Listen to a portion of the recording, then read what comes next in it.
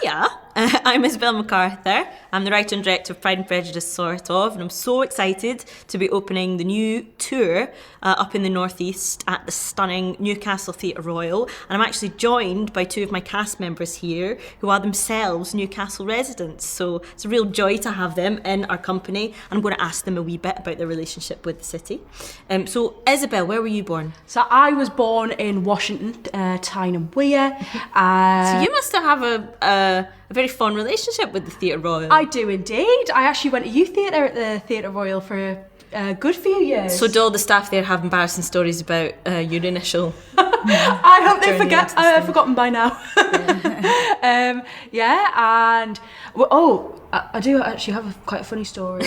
A child brought a tortoise to a youth theatre session, like a live tortoise. Oh, right. And I crawled around the back of the studio theatre. So if there's anyone there from then, they will remember the tortoise. Do you reckon it's still there? I hope so. I hope he lives there. Well, if you're there, we'll see you on tour. Susie, what about you? Well, I live in Newcastle. I'm not from there originally. I don't know if you can tell by my accent. I'm actually from Portsmouth, which is about as far away as you can get, really. I moved up about 3 years ago, and I just absolutely love it. It's immediately felt like home. Everyone there was super friendly, and it's a big deal kind of moving somewhere new when you're an adult. I got an acting job soon after I moved up, and that was it really. So I feel very lucky to have moved up here. It's one of the reasons we were so excited to open the tour there, because every time we've played Newcastle, the audience just really understand the spirit of the show. Yeah. And I'm sure you know that better than anyone, living in that city yourselves. Yeah. That's so cool.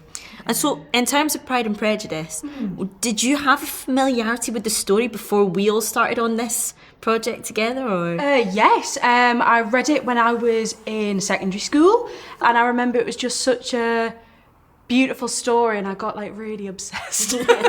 Well, a lot of people who haven't read the novel sometimes have seen telly adaptations or films or whatever. I don't know if that's the case for you. Well, I read the book, and then when I was quite young, I was a total bookworm. My grandma had handed it down to me. I had all her books, so it's one of the books I read, and then I actually really enjoyed the film adaptation that came out. God knows what year it was, but the one with Matthew McFadden and I think it was Keira Knightley in it. I thought it was a beautiful film. I think Matthew McFadden is amazing. So for me, I know everyone, it's like sacrilege because some people are like, no, Colin Firth is the Darcy from the BBC one. But I just loved Matthew McFadden in that film. And then I went back to the book and reread it after that. And one thing I realised from reading the book the second time was how funny it was. And I remember it because I kind of hadn't remembered that from the first time I read it. And when I went back to it, maybe it's because I was a bit older as well, I just found it so funny. Yeah. Very interesting online poll we could run about everyone's favourite Mr. Darcy. Yeah. Oh, yes. When the real answer is, of course, Laurence Olivier. Yeah, because a lot of people think Jane Austen's actually really starchy, but you only have to go back to the original novel to know that, in fact, she's a riot. And that's one of the things that I suppose has made the show popular, is we are unapologetic about the fact that it is a romantic comedy. It's one of the original rom-coms. Yeah, and so although it really captures the hearts of audiences, it also makes them laugh. And it's just so important. Makes things so much more accessible. So, the important question that all the academics are asking about this classic text is the characters in Pride and Prejudice. Yeah. Kiss, marry, kill.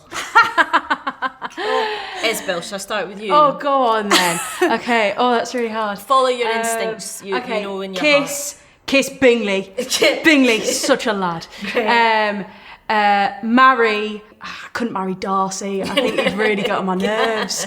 Too shut off. I'd marry Mary. Marry Mary, very good choice. Marry Mary. And kill Wickham. Sleazy. Sleazy. The man deserves to die. Yes, he does. Sure, but before he dies, I'm just going to kiss him. If that's all right. I just think he's quite sexy. Yeah, excellent. There's a reason that all these girls are fawning over him. So just the kiss, though, then he can die. Kiss and kill Wickham, you've still got to marry someone. I would marry Mr. Bennet. Would you? Yeah. Dunno. I know, don't know. Maybe that's something we need to delve into a bit more. Therapy. I just, who knows why. Hey, each to their own. Yeah. There you have it. That's the exclusive. So, Isabel, we're going to Newcastle. Is there any key vocabulary that we need to learn? Newkie Brown, obviously. Okay. Newkie Brown. It's a sort of local champagne. Oh yeah. It's right, really cool. good. Yeah, Classy. a very classy drink. Excellent. And then Ben.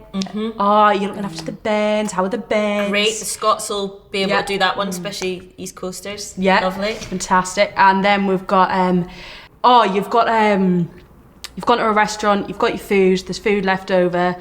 You'll take it home and have it in your bake box tomorrow. Bake box. Baked box. Baked box. Oh, baked box. Oh, that's my piece. My packed piece. lunch. Yes. Sorry. Okay, so if we go and order some sandwiches and a Newkie Brown Ale for a child in a restaurant, we're covered. Yeah. Great, thank you.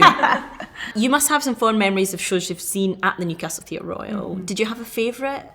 When I remember I went to see Curious Incident, The Dog of the Night Time. That was such a beautiful show.